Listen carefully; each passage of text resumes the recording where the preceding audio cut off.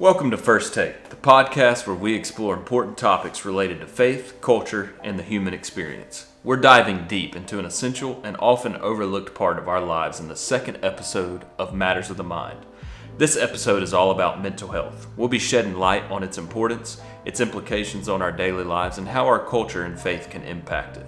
Seth and John are joined by special guest Carter Everett, a worship leader at First Moss Bluff. If you enjoy this conversation and look forward to more, subscribe to our channel so you don't miss an episode. So, get comfy and let's unravel the complexities of the mind together. It's okay to not be okay, and it's okay to talk about it. This is the First Take Podcast. Let's get it.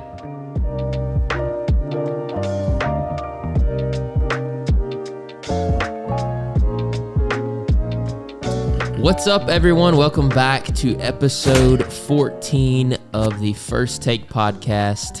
I'm excited about today's episode. We have Mr. Carter Everett to my left and Mr. John Louvier to my right. So, what's your name? Oh, yeah. My name is Seth Cooley. Thank you for reminding me of what my name is. Yeah, you're welcome. But anyways, what y'all been up to?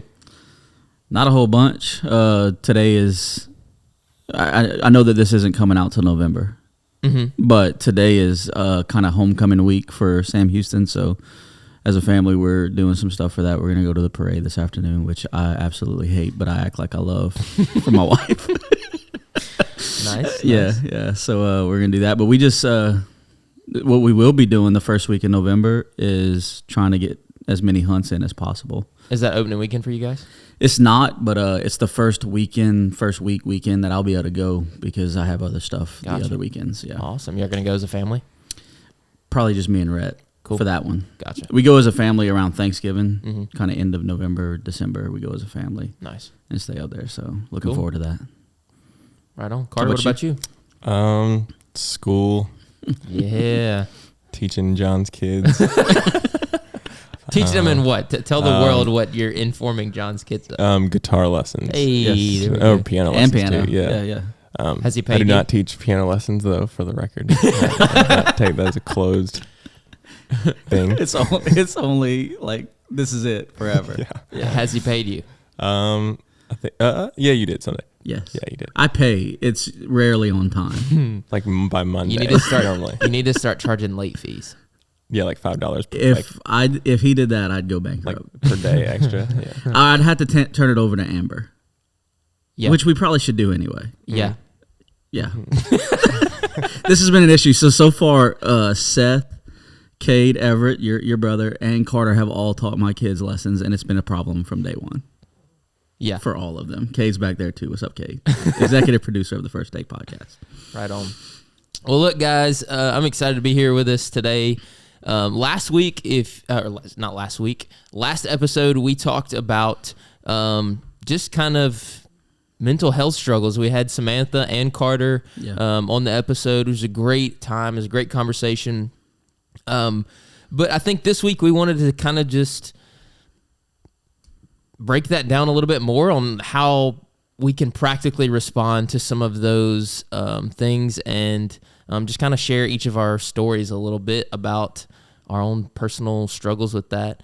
And so, Carter, I mean, we'll start with you. Just share a little bit about your story, what's going on in your life, where you're at. You mentioned going to school. Mm-hmm.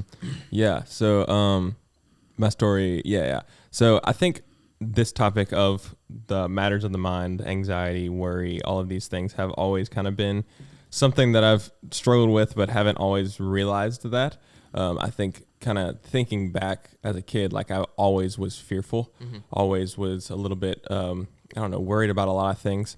And I think into middle school and high school, like language of like anxiety began to attach itself to that, and I began to call it that. And I guess now, like I would say that's what it is. But it's really still, we were just talking about how it's kind of still hard to describe, still hard to explain. A lot of mental like chaos, thinking about the past and what I could have done differently, and how maybe I shouldn't have said that, or I should have said this, or thinking about the future and how I have dread for that, and those kind of things are things that I kind of struggle with a lot. And that's always been the case. And now that I've got older, I think it continues to change and maybe even get more severe for at different points in my life. But yeah, that's always kind of been a thing. Now being in college, I think it's probably changed a little bit, but still trying to, I guess, navigate how to deal with that. Yeah. So, I mean, the whole purpose of this is making sense of this as a Christian, as a Christ follower. And I don't know, you guys I'm sure have seen and heard about like the growing trend of mental health struggles and anxiety, depression, worry, and just the battle that goes on within our heads. Yeah. So why do you think this is important for us to address, not from just a healthy perspective, but from the perspective of we're Christ followers? Why is this topic even important for us to really, really understand and as best we can, at least, and figure out how to move forward? Yeah, I'll tell a little bit about my story with it to kind of answer that question. Mine's a little different than Carter's. Growing up, I didn't have any issues with this. I was kind of mentally, I played baseball, so like I was used to failure because baseball's a game of failure. Yeah. And so I didn't, Carter, you described yourself kind of as the guy who will replay conversations and stuff like that. And I've done that. It's interesting to hear his struggle and how it's presented in his life, because it's not really how it presents in my life. So that's I think that's a point that we need to understand, is like, this is going to look different for everybody. And, you know, it's going to dress itself up differently for different people. But for me, it more came as an adult. And what I've traced my anxiety back to was just fear of the unknown, fear of the future, and, you know, feelings of not being in control. And so I know that's fear of not being in control is probably what this all ends up as.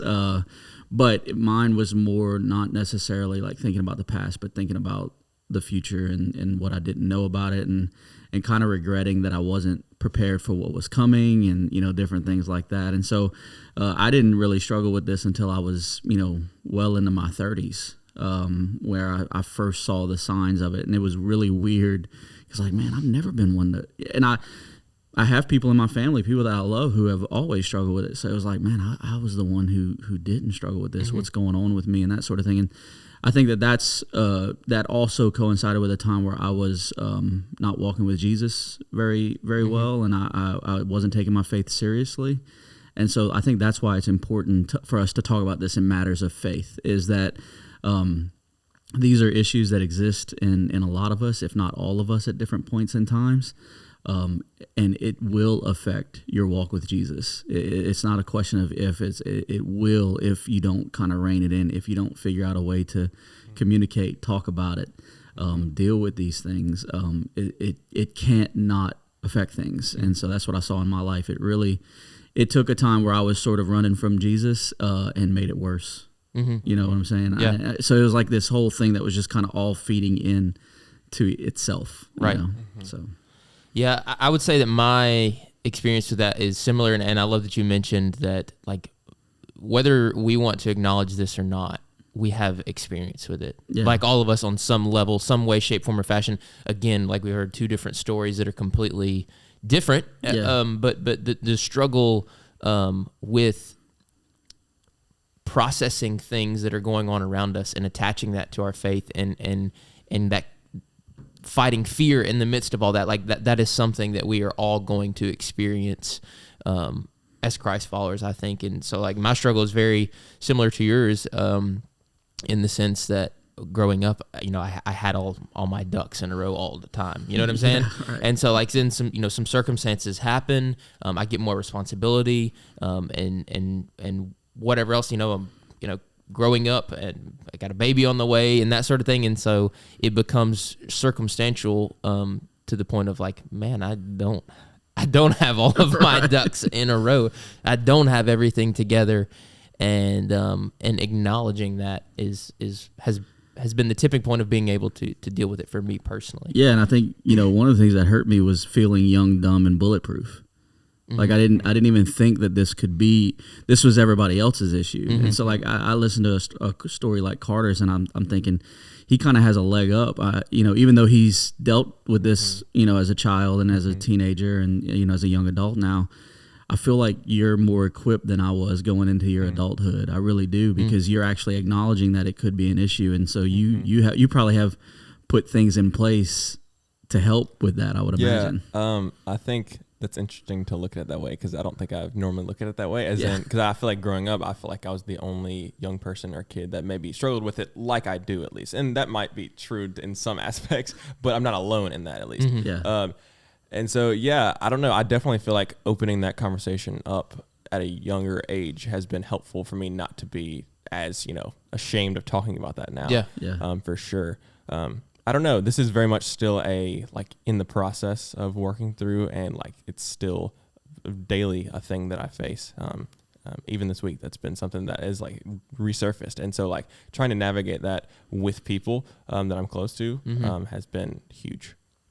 So you say that, you're still working through that. What are some of the things and the practices that you've created to deal with, to respond to, when it does come up, or just something that you just do all the time because that that's your struggle? Yeah, well, there's, a lot of different things, I think. But one thing that recently has been, I've noticed more is just the simple need for me to have a routine and to take certain times of my week slower than others, because I know other parts are going to be faster paced and that kind of thing. So slowing myself down, because I think that when I slow myself down, that's when I can have conversations with people. That's when I can, talk to God about it. That's when I can, whatever I need to do. I definitely think that slowing down and having a routine of that is really huge for me personally. And I know that I'm probably more that way than some people. But also just having a designated time daily to just spend with God and to talk to him about these feelings is something that is vital for me. And so that looks like different things: praying, worshiping, reading the Bible, also talking to people. Those kind of things are something that I try to do on a daily basis, especially whenever my anxiety, my worry is worse. In this stage of life, I got a lot of new things going on, so that's been helpful. I'd like to ask you about how you deal with the inner voice. My inner voice, what I've noticed as I've learned to deal with this more effectively, is my inner voice can be unbelievably negative towards myself. And so just kind of that little soundtrack that plays in my mind is just really negative. And so what I've learned to do over the years of really dealing with this is I have to intentionally give a counter voice, a positive counter voice.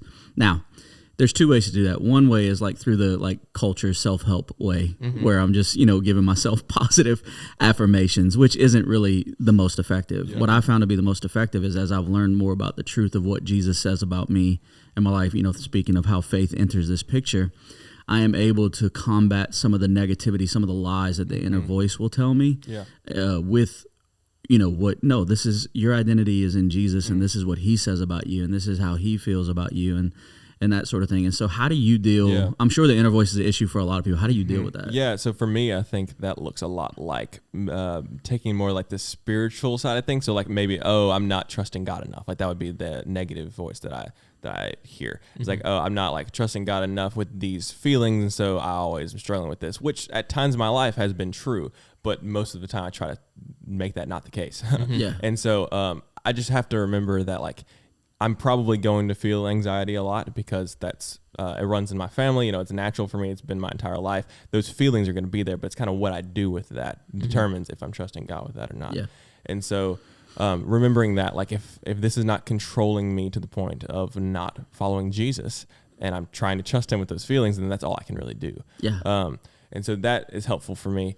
But also just remembering that's what grace is for. That's what the gospel is about, is that I'm not perfect, and that I'm in need of Jesus and his grace in that area on a daily basis. So it's kind of the whole thorn in your flesh, Paul, 2 Corinthians, for me, is remembering that that actually might be the vehicle. My anxiety might be the vehicle which Jesus shows me more grace. And I can experience that more. So That's really easy for me to say. But I think that's the point. Like, is that it's like hard to put into practice, but whenever I trust Jesus with that, like it's a miraculous thing. I don't know. Does that make sense? No, Yeah, it does. Great. So you don't think ignoring it works?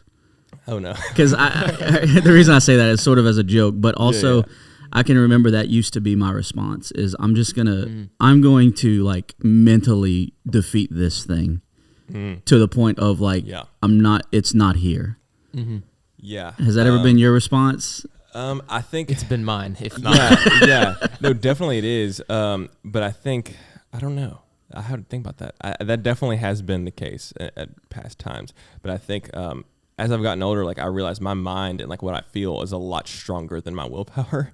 And so like I have to like rely on Jesus. And I'm not saying that's always the case. And like we talked about earlier, how it's still like a lot of times, wanting to take control of situations is why I worry about things like you said that earlier. And that definitely is a struggle. But I don't know. I need to think about that a little bit more for me and what that looks like. Hey, you mentioned that was your response. Yeah. So, like I said, in the past, I feel like I have to have my stuff together. You know, my ducks in a row.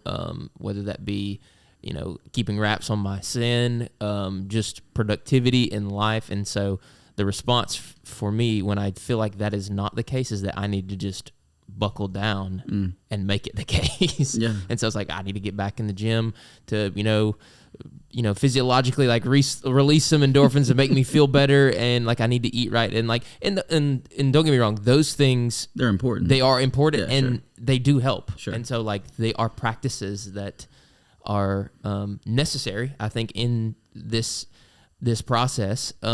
But you can't negate what Carter is talking about here, which is the most important thing, the dependency aspect. And so for me, like I love that Carter mentioned 2 Corinthians. I love that passage. That's is that 2 Corinthians 12? Is that the I don't remember.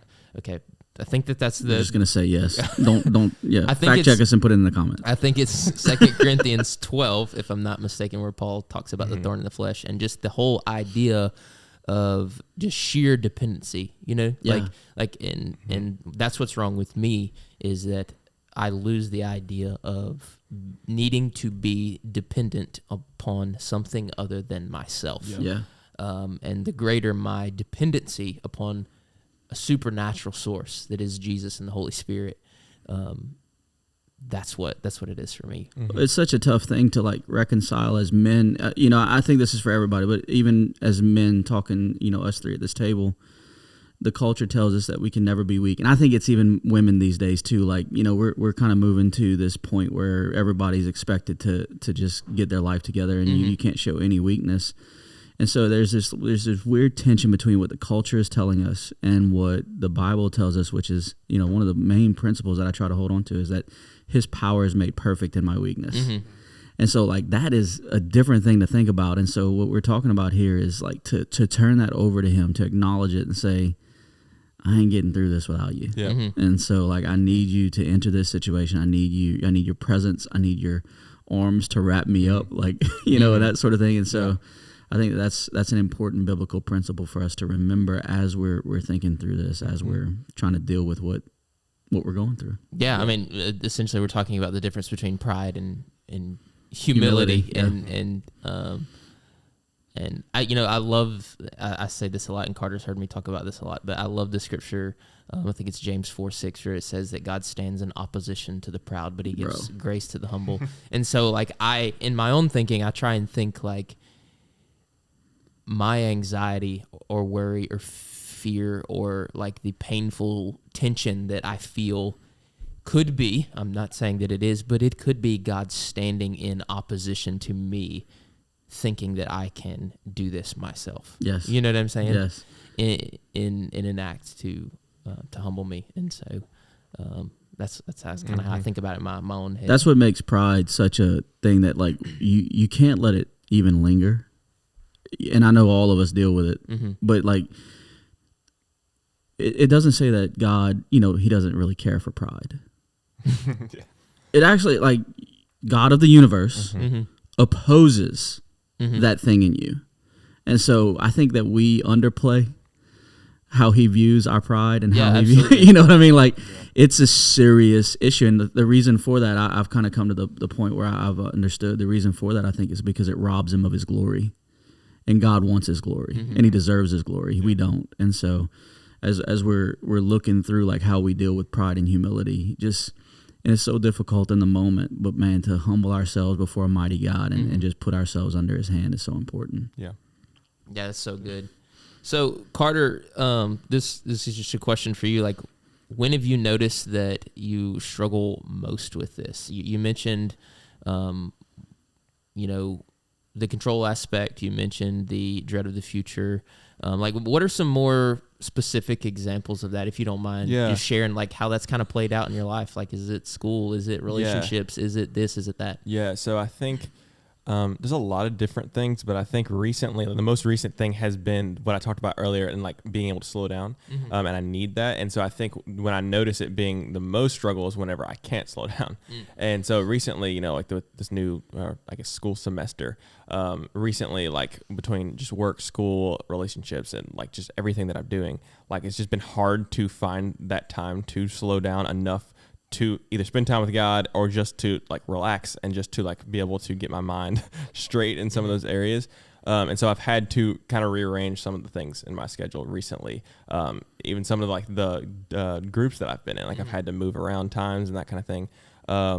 Just to be able to have more time to spend with God or to slow down or to spend with people or something like that, which is always going to help my mental health in that area. Yeah. And so that's really practical, and that's what I've kind of been doing. The question was, what was it? Like when do you experience it the most? And you answered it. Okay, You said when you're right now, at least, when things are moving fast. Yes, that's what it's been recently. When life feels kind of chaotic in a way. Yep. Yeah. That's really good. It's funny that anxiety, like itself, and worry, like it makes you want to move faster, and in a weird way, you know what I'm saying? Which like is the worst thing for it. It makes you want to move faster. Your heart rate, goes up, and like your brain is thinking things, 90 to nothing, and it's from a result of, in your case, moving too fast already. And if you think about, like, I just thought about this as you were saying that, like, most of the time, Jesus' advice for us and God's advice for us is to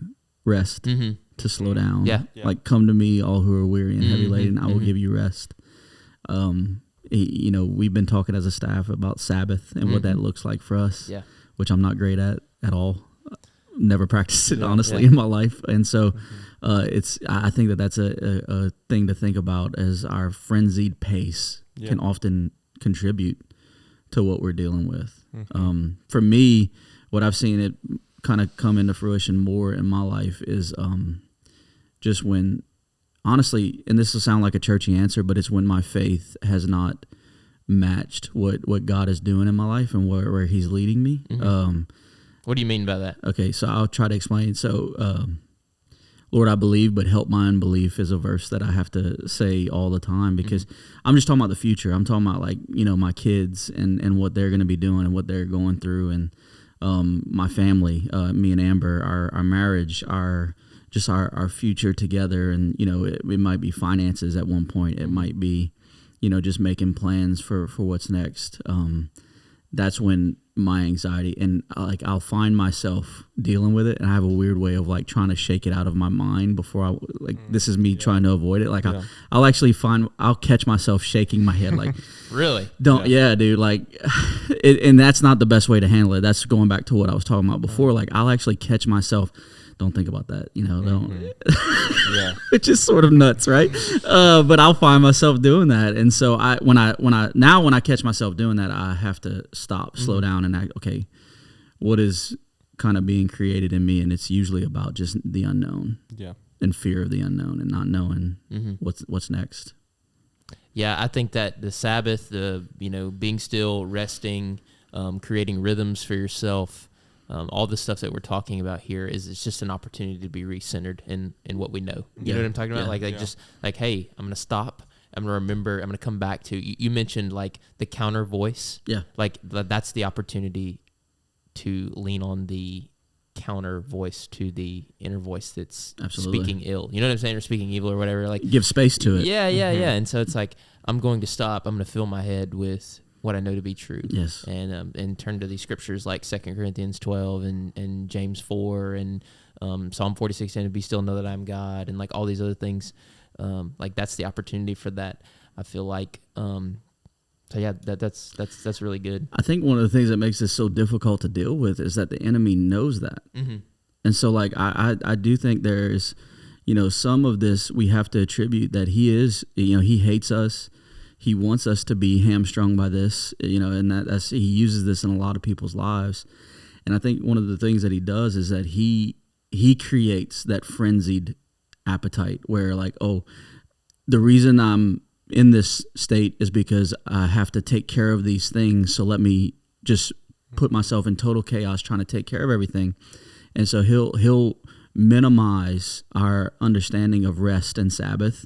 And he'll maximize this view of I got to get things done. I have to make this happen, and then it'll be okay. Mm-hmm. And so, like, he puts these little lies in our mind, like where he tries to guide us and move us, and we just have to reject him and invite Holy Spirit to like really speak to us and speak to these moments and change what we're thinking in that moment. In my opinion, yeah, that's so good. And Carter, I mean, like what's some of the things that you're involved in? Like you said that you have a lot going on. You mentioned groups. Like what are some of the things that you have like in just your schedule? Just to talk about this whole idea of slowing down. Yeah. So definitely like aspect of community, at least, like just multiple like different groups. Mm-hmm. One is with you. And that's been very helpful for me. Just talking through this. And then a couple other ones that I'm in. And also just relationships, like talking about like we do whenever we meet. Just talking about like kind of, how has the week been in that area has been really helpful for me. And so I don't know. I'm in a few different D groups, discipleship groups where I talk about that. And also, like I said earlier, just spending time with God in general, but specifically with prayer, I find is really helpful for me. So in your schedule, though, like some of the things that you're talking about that you've had to rearrange are like good things. Things that are good. Things that we look at face value and say, like, this is something we should be doing all of that. I'm supposed to be working. I'm supposed to be going to school. I'm supposed to be, in community with these people and studying these things. And so, do you feel like that cutting some of those things have helped you and been better? Do you understand what I'm saying? Yes, I do. Now I see what you're saying. So it's not. I haven't necessarily. I don't think I've cut anything. I've just had to rearrange my schedule and like move some to every other week and that kind of thing. Yeah. Right now I don't think it's to that point where I would need to cut something. But if I would need to, I definitely think that for the sake of me being able to have that time to spend with God, or just be able to talk to people, like would be huge. If that means rearranging my schedule, which it has recently. Yeah. I don't know. No, that's the question. Yeah, it totally does. And really what I was getting at, and for our listeners, I feel like there are going to be things in your life and you're looking at your schedule and looking at this whole idea of Sabbath and rest and stopping to get refilled. There are going to be things that you look at in your life and say like, I can't cut that. I have to do that. I have to do that. That's a good thing. And some of those things are true. Like we have to go to work. Sure. And, like we have to do, a few of those things, but I've been working at trying to trim off the unnecessary things to make just life better. Yeah. And I'm still not good at it, but for our listeners, like, take that step to spend time with God. And if you have to cut something else, then you have to cut something else.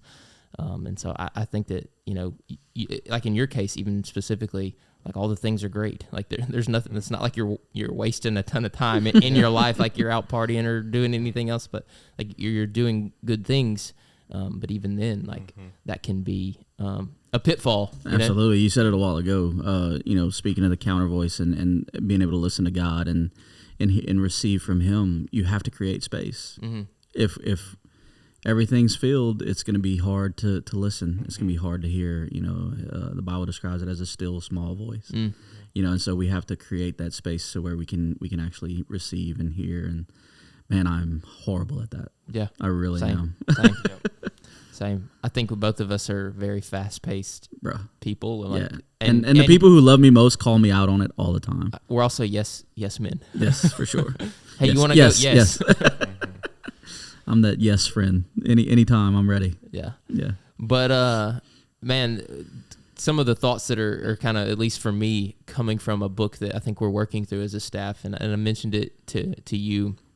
It's called The Emotionally Healthy Leader, and we'll mention it in the description, and we'll have a link for those of you that are It's a great book for anybody, leaders. not just leaders. Yeah, but yeah. A great book for anybody. Yeah, and leadership in any capacity, really. Really, we're all leaders. Yeah. We're leading someone. And then he has another book, the author, I think his name is Pete, is it Scazzaro, yeah. He has another book called Emotionally Healthy Spirituality that addresses a lot of the same topics, just on a more basic level with faith in general. And so we'll put those in the description. Those are great resources to really dive into the whole Sabbath idea, to the whole rest, to the spiritually and emotionally being healthy. Those are great resources. That book has been a perspective changer for me. Like, it has completely changed my whole thought process. I'm not done. I might have to reread it. So, yeah. You know, but it has really got me thinking about things that I've never thought about before. Yeah. And so, looking forward to that's good. Continuing to dive in. So we'll end like this, and we'll kind of just go around the table, and we've talked about a lot, but in summary, like, if you had to give one practical tip to someone that is struggling with just fighting things in their mind, whether it be worry, anxiety, fear, depression, and when we say some of those things, last week we talked about like the clinical response to a lot of that. And what would be some more practical tips for the spiritual response for some of those things? For me, it's just reading the Psalms. Really? Yeah, like reading through the Psalms and like seeing, because a lot of times the people who are writing the Psalms are like in some type of mental chaos, whether it's their enemies or their bad situation or whatever that may be. But like God is always their source of rest, and like there's no doubt about that for them.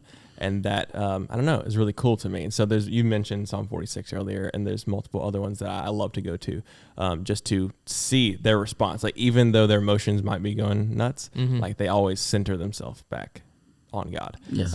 And so that is pretty practical for me, at least. I try to do that, pretty often. Yeah, I love that. And, another thing that you find in the Psalms is that they don't deny any of the things that they're experiencing or feeling. That's right. They're super honest. Yeah, especially David,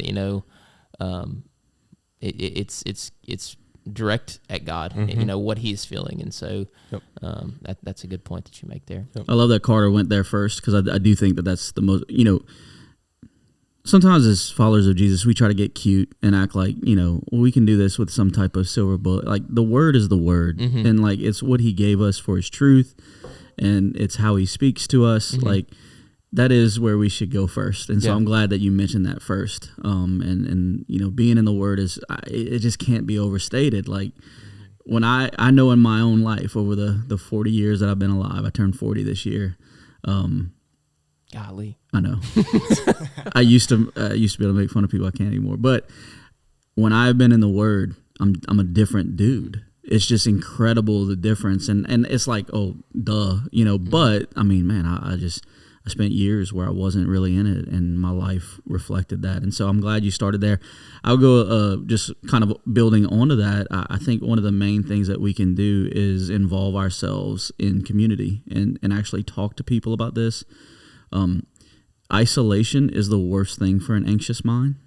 Or a sick mind. Like, if you're dealing with depression, you're dealing with anxiety, you're dealing with worry, you're dealing with the enemy will try to isolate you. He's going to try to make you feel like you're in this on your own. You're unique in your experience. There's no one else like you. No one else is dealing with these things. No one else is feeling this way. And man, I'm telling you, that couldn't be further from the truth. As I've dove into this with myself and also with other people, like, our experiences are very similar. It may look a little different, but they're very similar. And so, talk to people. Open yourself up to community. Open yourself up to authenticity and vulnerability, and really, don't hold these things in, because I think in that community is where we can really, a lot of times, you'll have people, especially if it's the right community, if it's people that also lean on Jesus, they'll be giving you the word. So even when you can't see, they're throwing these passages at you and say, hey, read this. This helped me when I was feeling how you're feeling.